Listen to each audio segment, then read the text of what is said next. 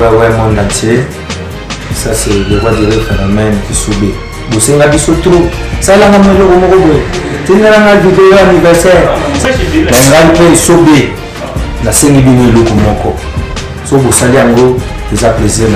Biso, nous sommes tous abonnés. Bakinois Balobi TV. Bakinois Balobi TV. So, vous savez, en gros, vous abonnez. Biso tout. Na Bakinois Balobi TV. Ils ont le droit de passer là, ils ont une scène de bino. Oh, nous sommes tous au sein de là, dans le Pessac. Merci.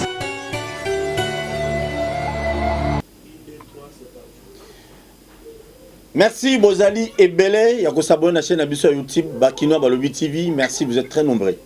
Une fois de plus, nous avons un bino Congo Zaba Congolais, Congo Zaba Payati. Mon père a investi dans le Congo et puis il a investi pour l'intérêt du peuple congolais, a problème. Mais celui qui mon père comme Koya, quoi est non Congo comme Ayaye, a comme ça Congo parti mort boyaye, et ça peine mal amingiti. Les lois dans ça la émission Oyo, na ba diaspora, bande on a biso bali bana ya mboka, ba pesa ma kansana ba par rapport à ba propos Oyo sénateur Moïse Nyarugabo, atenaki Nicolo Bolane on a ba réseaux sociaux, dans un kebisa, zo bangi ça ba congolais wa ko meka, donc moto européen tout ça. Yango ne tozo benga, les lois na linande komoko. Aza quelque part, Aza la Congoté, a mec un peu copié sa mission du Kanisinaï par rapport à ma propos et puis à venir à Congo qu'est-ce qu'il faut. Ndeko, bonjour. Oui, alors bonjour, monsieur Paul. Oui. Merci Mingi, Nabalandinho Soto, Bazolanda Bisso. Pesi Bangombote. Makambo Ezo le Kanako Kanabiso. Nazali ko résumé na yango. Ok, à travers Oyo Ekoleka, Oyo Zali ko s'organiser Ekokisama. C'est pour cela toute organisation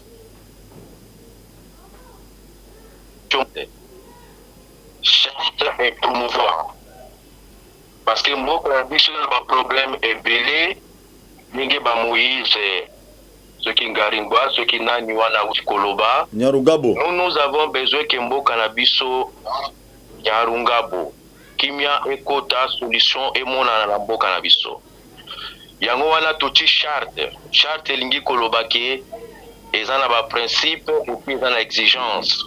Et que Moutounion surtout pas aller travailler na kati na mboka à obéir na yango. Yango wana tolobi boye pour que kimia ezwa na mboka na biso deux plateformes ezala respecter.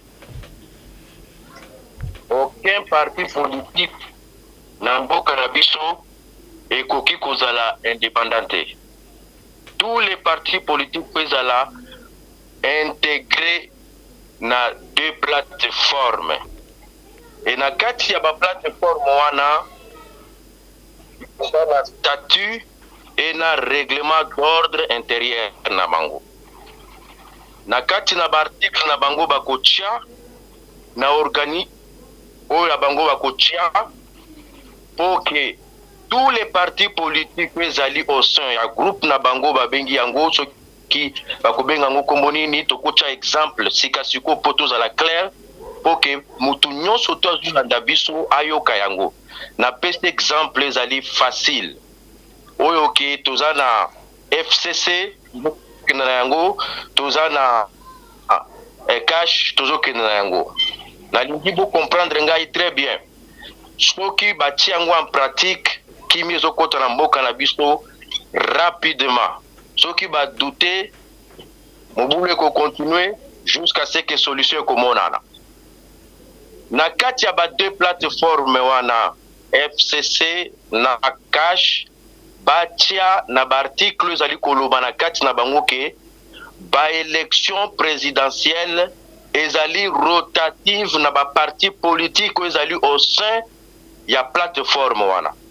Donc ce qui lelo parti moko eza na kati ya pouvoir et gagner ba élection libre et transparente et qu'on travailler ce qui est gagné deuxième mandat après cela et qu'on a la tour ya parti wana lisusu te et qu'on a la tour ya parti mususu na kati ya plateforme wana mais le col est allé des plateformes comment plateforme mosusu wana ekotravailler na kati ya mboka na biso ekokota na organisation moko tokobenga ngo élection favorite ezali bien organisé kozala na kati ya constitution na biso po permettre plateforme mosusu wana travailler et soki plateforme mosusu wana travailler na baélection oyo babengi yango favorite mpona koéquilibre kimia ezala alors oyo bazalaki plateforme mosusu.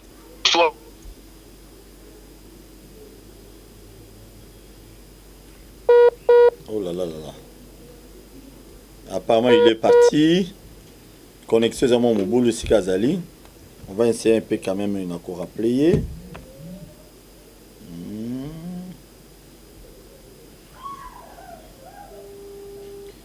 Toujours essayer un kobenga le sous-soir pour toujours le sous en ligne. Oui, tu perdre. Apparemment connexion ça peine bien. Déjà problème de connexion. Oui, on va continuer. Alors, plateforme nyonso mibale wana ba parti politique ezali rassemblé pouvoir ya présidence ezali rotative et organisation ekokota na kati ya mboka na biso po permettre plateforme mosusu travailler parce que soki totikeli temps plateforme moko ekoki kosala ba rotation ya ba parti politique na bango eza na kati wana malebele plateforme mosusu ekotravailler te yango wana tokokota na mboka na biso oyo babengi yango élection favorite ekozala bien organisé eza na structure secrète et capacité politique ou de façon que plateforme mosusu travaille ata bango bagagné mais plateforme wana mosusu il faut travailler kozala favorite et na kati ya bate plateforme wana ekobimisela biso esali ba élection na bango ebimiseli biso pe ba député kotoyo 200 kotoyo lisusu 200 députés. Alors le parlement na biso assemblée a besoin de 500 membres. Alors parti plateforme ko gagner économer 100 députés va choisir parmi plateforme na bango pour bacha écart différence ezana katina assemblée municipale provinciale nationale na sénat différence wana ezala pour permettre bango ba élire ba gouverneur ba élire objo bazana yango na kati ya plateforme na bango pour intérêt général pour que ba koka jambre ezala te ozo sala matikoyo bazwa ba institution surtout ba travailler normalement na kimia nyonso tout ba travailler ba pe na mutu na bango ke soki to travailler mabe tozana élection favorite plateforme wane ko travailler toko bako bengisa kabiso na mosala mabe otosali toko samba po bango pe bako gagner ba parlementaire bako za majoritaire mutu nyonso to ako se respecter na kati ya ba plateforme mibale wana aucun parti politique ekoki koya na kati ya plateforme en même temps ezali na mukongo na ye 4-5 partis politiques lokola bahati non plus yo moko na parti na yo na kati ya parce que okoki kozala te plateforme à l'intérieur d'une plateforme ozala ba groupement ya batu na yo okoti non. Alors à travers wana organisation ekokota ba parti politique mususu ezali libanda ekobanda kokota o ekomilingasa akoti na FCC pour ebiki tant on a créé parti politique c'est pour diriger. C'est ça parti politique. Pour qu'un jour, je dirige, un jour, na incarné idéal na zeni na yango. Alors, à kozwa, amikotisi, ce qui a kokota exemple na FCC, ou soit à kokota na cash. Ba mikotisi bango nyonso tu kuna. Mutu moko ta kotika na parti politique indépendant libanda non. Multipartisme et koti na kati ya ba plateforme mibale wana. Kimia na organisation ekokota na mboka na biso bato ya lokuta bakosila bango moko bakomona ke il faut na travailler honnêtement sinon demain je serai appelé parce que plateforme mususu wana ko travailler maintenant en opposition après wana la opposition républicain ekozongela biso pe bango pe bako travailler bako continuer kaka biso moko te et respect ekokota na mboka na biso. Merci. De eloko tokotia na lokola charte. À partir ya wana makambo nyonso to ba déclaration oyo ya ba Moïse o baza koloba wana pona concernant mboka na biso na Mirembwe. Nous avons débattu cela na ba occidentaux, ils nous ont compris. Soki bato mboka na biso bandimi kotia makambo tozoloba oyo aza besoin ba yebanga te na nani, j'ai pas besoin ba koyeba biso mokolo mboka na biso ekozala kimia biso tout okozonga. Alors bazwa likambo oyo bachango au sérieux. Makambo oyo ya ezobota problème na kati ya Minembwe. Il y a des professeurs na kati ya Lubumbashi, neti professeur Mulumbati Ngasha a pesi ba cours na place ba Robert Batangaka et na ba oyo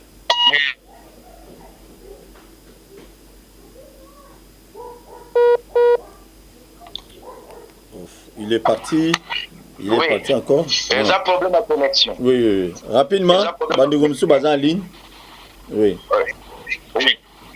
D'accord. Alors, problème au ya Minembwe. Biso toko sengabo. Tosi toyoki pe mingi, toyoki pe objectif ya ba occidentaux, bango nyonso tu balobi ke Congolais andima azwa bato wana parce que moi mboka wana eza muke ekokokate avec le temps na répondre bango na lobi oui tozali na générosité na mboka na biso to yambaka bango. Nous n'avons pas refusé. Tokopesa bango baza déjà na yango identité o babengi ba Congolais mais d'origine rwandais place bauta. Parce que tant que tu pesa bango d'origine place bauta bakozala autochtone te ya mboka na biso. Donc constitution na biso ezala ba article soki ezali te kokotsa yango ezala constitution net ya ba pays ebele o ezali ke muto ayebi ki azali et donc demandeur ya nationalité azua nationalité ya pays wana mais d'origine ya mboka tel akoki kokoma ministre ata mokolo moko te akoki ko travailler na pouvoir exécutif te jamais parce que azali limité akoki ko travailler na ba fonction moko ezali public bien de l'état te azali limité yango wana biso tondi mi to boité mais problème ya mabelo bazoluka po bakoma bango na Équateur pour kimi ya mboka na biso bazwa espace wana koto wana etikala ba flero etikala na ba kolomboka o bazalaki wana babembe batikala na ba voisin na bango ba rwandais tokoluka modèle akotia police mixte pour la relation à bon voisinage bango nde soki mutu alinga a changer nationalité akoti na mboka na biso alandi na Équateur kuna soki alingi na Équateur te avandi na ba province mususu mais ko bazala accumulé te na peyo bauti parce que nulle part na place binonyo surtout bozali awa to solola kana bango ndenge na zepsa bango okoki jamais kondima parce que problème oyo yango ndezo bota problème sérieux na kati mboka na biso. Ils nous ont compris. Ils m'ont dit que oui d'accord idée bozana yango ezali tellement clair la délégation tozaki na yango nous avons dit il faut déplacer ces gens là donc dimi to pesa bango na nationalité mais Congolais d'origine place bauta rwandais et ceux qui bozolo bakaka batusi nous avons aussi des Hutus.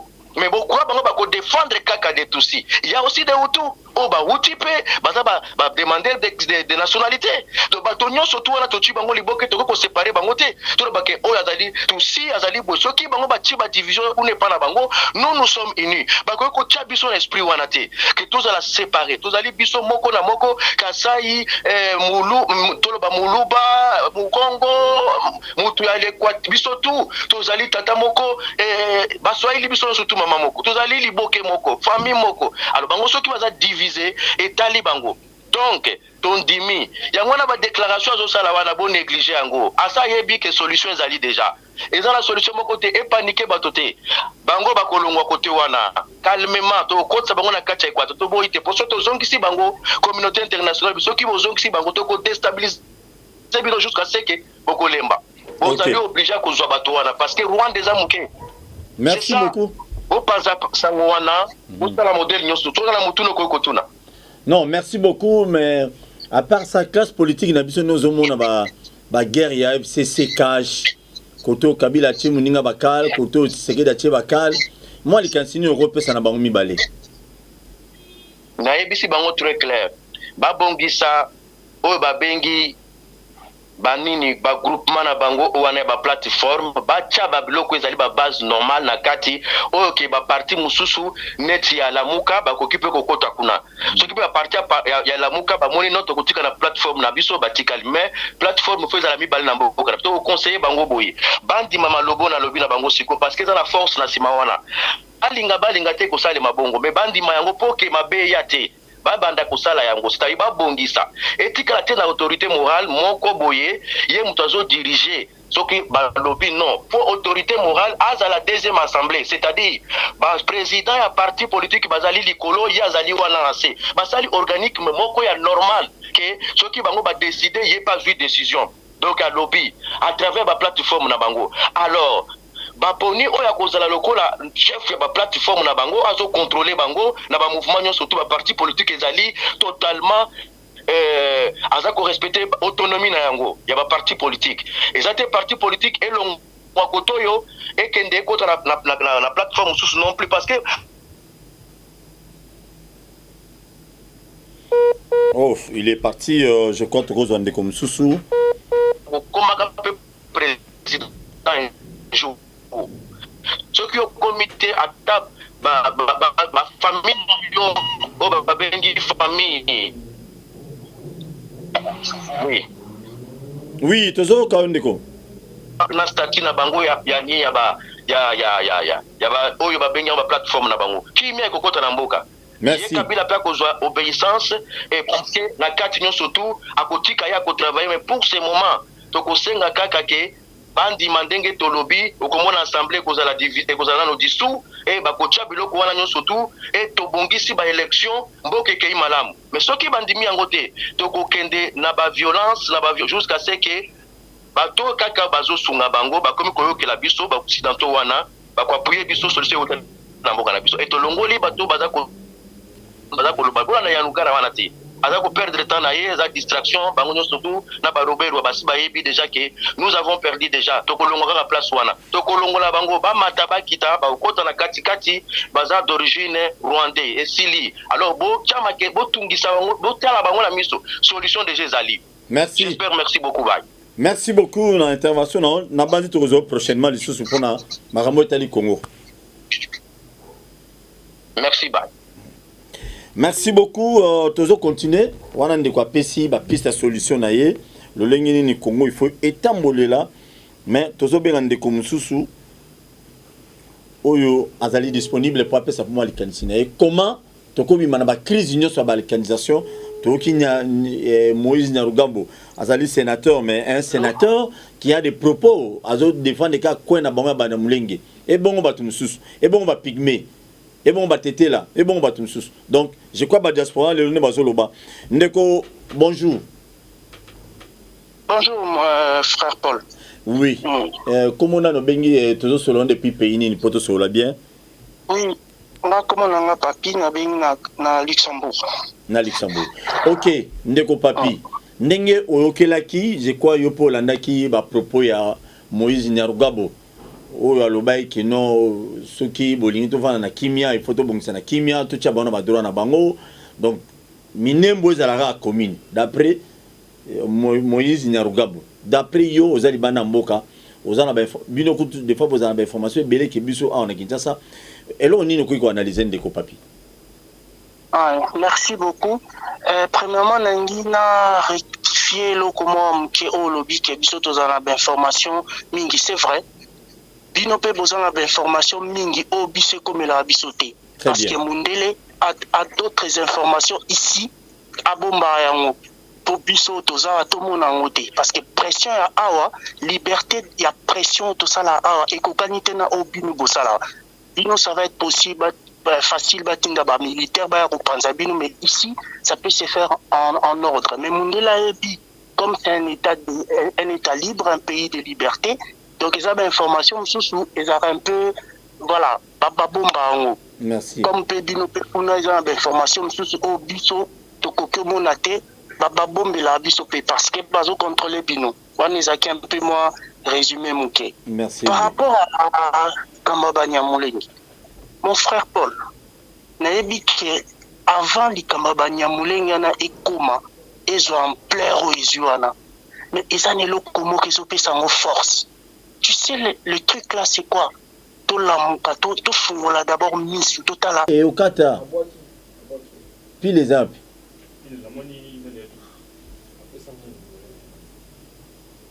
Il faut que tu la source ya likambozani. Le problème, il y a Batouana Bazo pouvoir, baleka na télévision.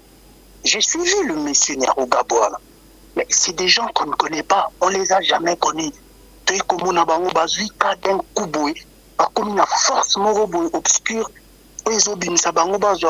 Mais attends, Koyo Kaya Zoloba Makambouana, mais j'ai honte d'être congolais. J'ai eu pitié. Namiyoki Mawanabi, mais c'est pas croyable, Makambo et Uchuapi. Au fait, le vrai problème, c'est la constitution non des OP Saban force. Ndekopol, j'ai pris, mais ça c'est pas une constitution. Nabi Nae, comment ça? Abi, mais vous avez pas une constitution. Abi, mais ça c'est une merde. C'est une merde. Et puis pourquoi? Alors, mais il y a des articles qui se contredisent. Pourquoi? Parce que c'est un truc qu'on a fait à la va-vite. Basala et Lokwana pour protéger justement les Banyamoulengi. Tant que Basali et Lokwana Bangwana ya San City, nous avons Moutuneti Nyarugabo. Ce monsieur-là a un appareil de l'État depuis 2006, il est loin Longwate. Kabila Keyati qui est dans le pouvoir. Mais il y a un problème. Allez-y comprendre, il y a un souci. On a affaire à une association de malfaiteurs en bande organisée.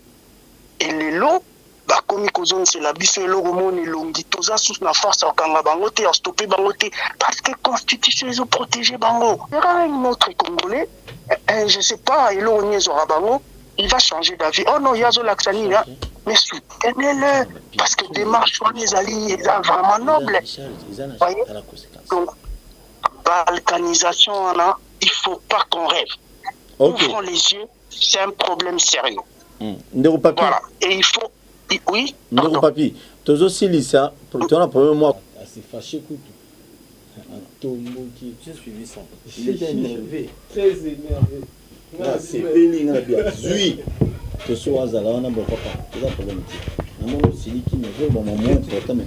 Yo comment bakanda de Ozo ko honorer même bande ko na biso ba nomulenge ba landa biso te bande ko na biso ba pygmée ba te belé bruté.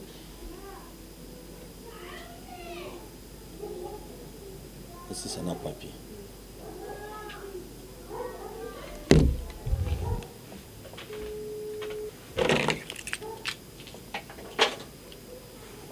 Vous finissez déjà? Oui, papier aussi ça moi les canissouzaï nango. Voilà, merci. Donc je disais, force au PSA, Banyamulenge, au président Lovain à Londres, ce sont nos frères.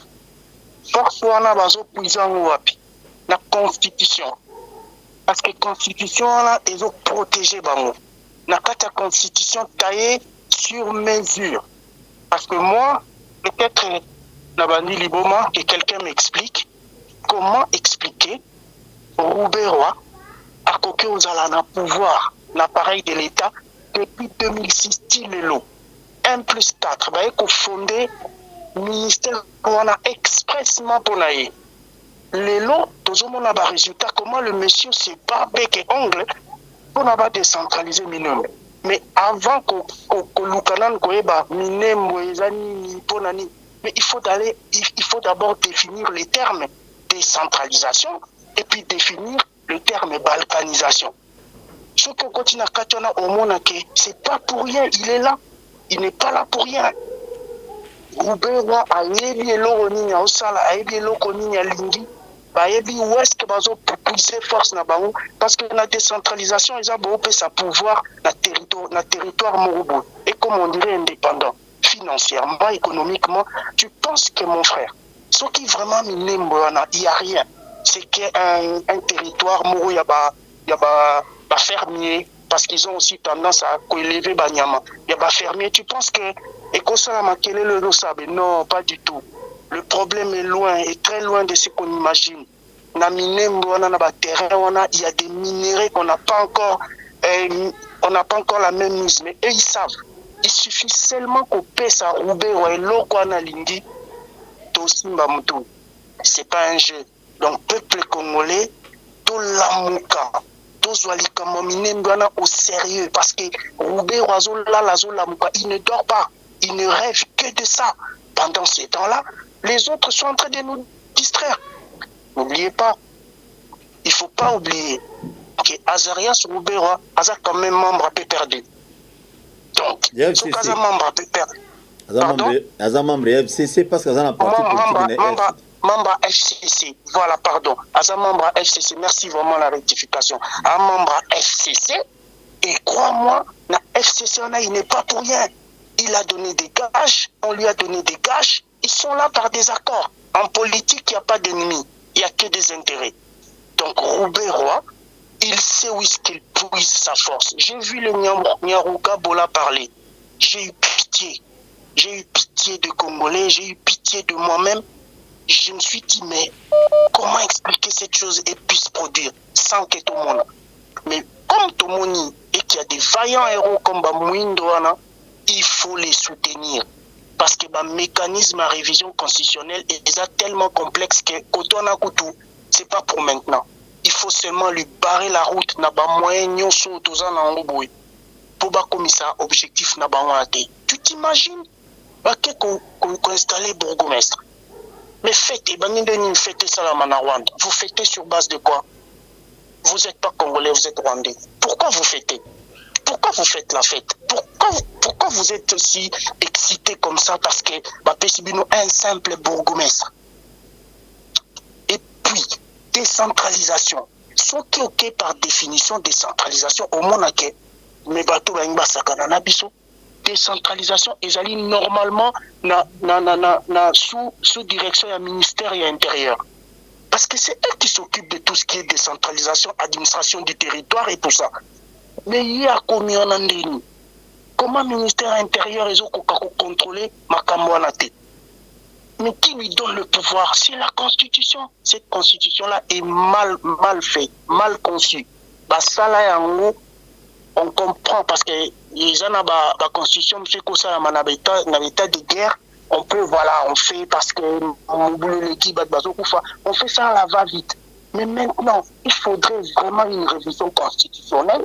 On tape là-dessus, on sort vraiment une loi qui ne peut pas être abrogée facilement. Et sinon, ça va continuer. Il viendra au Parlement, il va dire des blabla, il va partir. Où est-ce qu'il trouve cette force? Il va expliquer la force. C'est ça, en fait, la vraie question. Sinon, tout ce qu'on va dire, ça ne sert à rien. Merci Il est beaucoup. vraiment puissant, le gars-là. Merci beaucoup. Merci beaucoup de papi. Nabandi était prochainement surtout pendant les solos et bino ba diaspora. Makanisi na bino na pona intérêt à Congo. Apparemment les politiciens bazo kumbela wandenge balingeleli. Bazo kaseneti baza mayele koleka bino bato ba libana mboka. Merci beaucoup. Il n'y a pas de problème. Biso to zape to pesi bino pe merci. Toujours ça mais la pona bino na ebi ke bozo souffrita par exemple là pour nous ça émission na o ezo senga ba méga. Mais c'est quoi cette histoire-là? C'est compliqué. Donc, Biso Tozawana, il faut soutenir Bino Beck en passant, ceux qui m'ont Gozala, si je peux participer directement ou indirectement, au Tindel Nataba coordonné dans Inbox Boy. Nous, on vous soutient. On vous aime beaucoup, on prie pour vous et tout aille pour le meilleur. Voilà. Merci beaucoup, Ndero Papi. Plein de bonnes choses à toute la famille. Merci infiniment. Hein? Merci. Bonne soirée, bon week-end. Merci. Toujours continuer émission et silité toujours bien assumer de comme ça parce que sur les cantines parce que makambo yo biso moto betra na Kinshasa awa biso toza boye makelele belé oh biso boye il y a tant de gens les moments bakanda oh ba congolais oh ba zovanda awa bazanango bandeko na biso bazali banda bato musube bana makanti muso opesa pe ya bien pina kanda makasi ndeko bonjour. Bonjour papa. Oui, tu vois, payer aux alliés en direct, payer aux alliés, na combo pour tout na mutuna tozana mona pour na sujet na bisolilo. Combo na Salomon na zana São Paulo Campinas na Brésil. Ah OK. Sur le bimo ma casse ça moi bien ma casse au Salomon. nalobi komo nanga Salomon naza na Campinas na São Paulo na Brésil. Merci ndeko Salomon. Ndeko Salomon tobengi yo totuna mutuna par rapport ya malobo ndeko Moïse Nyarugabo alobaki lobi et la musi ba tension ba awa na Congo yo za na Brésil ba tebele ba na Kinshasa ba siliki na niveau moins incroyable pour nani na ko loba bongo a défier biso ba vrai congolais makansino ko za nini ndeko Moïse. Bon, problème premièrement le problème c'est quoi? Les femmes il y a Nyarugabo, il doit premièrement savoir ses origines. Et le roi la biso toza na São Paulo. Bana nga baba brésilien parce qu'ils sont nés ici. Mais après 30 ans, on réclamer São Paulo parce que ba komi ebele, ba réclamer était comme ya bango. Non, ils ont la nationalité, oui. C'est comme Nyarugabo parce que je vous ai même envoyé une histoire qu'ils sont en train de chercher, je le perdu. Comment le Banyamulenge sont arrivés au Congo? Comment ils sont devenus même Congolais? Ils sont devenus Congolais parce qu'ils fuyant la guerre chez eux dans les années 50 et consorts, auto à ONU, yamaka bango, batie bango, ligola bango, la pesi bango, bloko kolona, comme ils étaient des éleveurs, pesi bango, bangombe, consort, pour qu'ils puissent survivre. Malheureusement, ou heureusement, l'ironie de l'histoire fait que bateau, yamaka, bakufaki, banana bango, ils ont mis au monde, et banana bango, vu le droit de sol, parce que ceux qui vous mis dans une terre étrangère, il a le droit d'avoir la nationalité de ces pays-là qu'il a là où il est né. C'est pourquoi ils ne sont pas plus congolais que nous. Nous ne sommes pas non plus congolais que parce qu'ils ont acquis la nationalité, le fait d'être nés là. Ils sont congolais, le droit leur reconnaît. Mais le droit de sang congolais, et ils ne sont pas congolais du sang. Ils sont congolais dans le papier parce que l'État civil leur reconnaît la nationalité congolaise de fait d'être né dans l'espace qui s'appelle le Congo. Mais ce n'est pas pour autant qu'ils ont le droit de réclamer des terres. Il s'est fait des histoires, des zigzags bizarres juste pour être là. Alors, comment on dit, Minembo et Komimbo et Banyamulenge. Pourtant, ils sont venus, on les a accueillis à Minembo, on les a donnés comme des réfugiés fuyant la guerre. Et le roi Abisso, Tobimar, Congo, les Lolo, Bitobité, et tous en Campinas, tous en États-Unis, tous en Komimbo, Ganabiso. C'est impensable. L'arrogance, c'est dû aux 2 décennies passées que l'AFDL nous a amenés au Congo. C'est à cause de l'AFDL qui nous a amené des officiers rwandais. L'AFDL nous a amené toutes ces histoires que les gens... Parce que moi, je suis congolais, né au Congo. Je reconnais que j'ai fait mon école primaire avec beaucoup d'amis rwandais qui vivaient au Congo, sans problème. J'ai des amis rwandais qui vivaient au Congo. On n'avait pas de problème quand c'était pendant les périodes du Zaïre. Mais seulement vers la fin Zaïre, parce que Mobutu faisait aussi un jet qui n'était pas clair. Donc il y a profit. Les nations voisines que lui était en train de coloniser ont voulu maintenant, pour reprendre le poids de la bête, recoloniser maintenant le Zaïre qui était la grande puissance de l'Afrique centrale. C'est ce qui a fait que tout le monde a ramené ce mono et les fruits du passé. Mais seulement la politique du passé qu'a amené Joseph Kabila et son AFDL et consorts, c'est ce qui nous a vraiment foutu dans cette merde. Et heureusement pour nous, Félix Tshisekedi à lobby, je mets en berne tout ce qui a été fait dans le 20 ans. C'est ce qui la rage que tu as tous ces gens ici, c'est quoi? C'est juste cette petite phrase, je mets la conférence à Goma de dire j'annule tout ce qui a été fait. Parce qu'ils se voient ramener à la case du départ. La nationalité, oui, vous avez, parce que vous êtes né ici, on ne va pas vous dire le contraire. Mais les problèmes identitaires, on annule, on doit avoir une commission mixte, neutre. Ils savent que s'il y a une commission, et ça, il marque, il y en a. D'abord, on a une nationalité, il y a la ligne, il y a. C'est quelque chose qui est en train de se faire. Oui, il y a des gens entre nous. Les FCC ne font quoi? Ils ne font la nation, rien. Tout ce que les FCC veut avoir, il doit avoir tous les ministères pour faire quoi? Juste pour voler, pour s'enrichir. Mais qu'est-ce que vous faites pour les générations futures? Parce qu'on est dans ces pays comme le Brésil. Mais on ne va pas.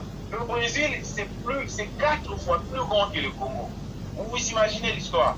C'est 4 fois plus grand que le Congo. Seul l'État de São Paulo, où j'habite, l'État de São Paulo a plus d'hôpitaux que la France réunie. Donc, l'État de São Paulo, ils ont le droit à restaurant à Katanga. Moi raison, et Qatar, on a une ancienne configuration, la configuration FCCT. Oui. C'est l'État de Saint-Paul a plus d'hôpitaux que la France tout entière. Pour voir, parce que les gens disent la corruption. La corruption, c'est pas quelque chose qui a commencé au Congo, non. La corruption, c'est dans le monde entier.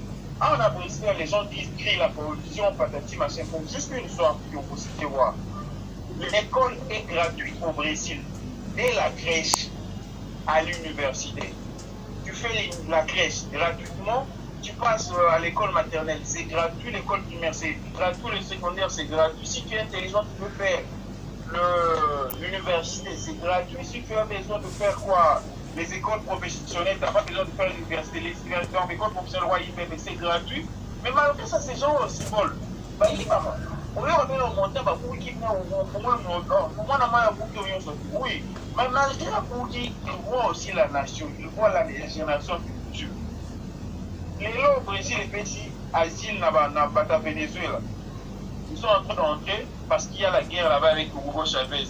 Donc après 20 ans, ces gens-là vont demander la partie de la terre qu'on les a donnée là-bas à la frontière du Nord, et comme il y a Bango. C'est anormal cette histoire. Merci. Ça se fait au Congo. Donc ça se fait au Congo. Pourquoi? Parce que l'administration est tellement ferme. Nous sommes tous les Congolais, quelqu'un qui n'est pas tout le monde, il va bolonner les bosses de Congolais. Parce qu'avoir quelqu'un comme Moukoubewa, et on est en train de l'acculer pour ce qu'il a fait contre la nation, mais il y a des Congolais affamés.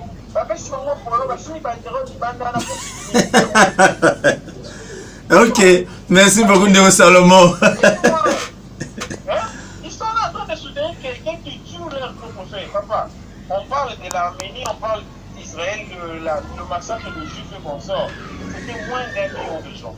Au Congo, il y a plus de 6 millions de gens. Plus de 6 millions, parce que nous, on a des statistiques dans les dizaines. Nous, on fait à Mouké, il y a plus de 6 millions de personnes qui sont déjà mortes. Pour une crise identitaire. Pourquoi? Parce que les Banyamoulengue et les Kagame avaient un blanc. Que Dieu les a confondus comme normalement Boulengue avait à des jours, et puis il s'est dit qu'on fait ça système. Mais malgré ça, on a au moins des Congolais qui sont là pour être des collaborateurs, pour appuyer, pour applaudir, parce qu'ils vont avoir de l'argent, ils vont avoir des positions. Donc, c'est pour même les faire. Merci. Merci beaucoup Ndeko Salomon. Je crois prochainement tu vas soutenir surtout beta masolo ya Congo mingi. Tu créer rubrique na émission oyo na kata chaîne na biso YouTube bakino balobi bande ko libana bo pesa makanisi pe pona Congo. Eza teka biso moto ya mbarabato abakosa ko sabato. Au moins bino boza quand même pena moi likambo. Moi liloba pe oloba pona Congo. Merci beaucoup Ndeko Salomon. Vraiment merci beaucoup papa journaliste, à la prochaine. Merci.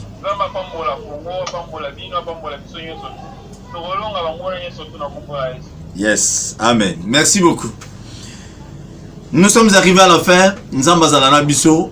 Tous ceux qui sont les lonas de Salomon. Na banzi ete Congo za biso nyonso. On doit se battre pour tout l'homme ennemi ou aller nous détruire Congo. Merci. Te écoutons prochainement.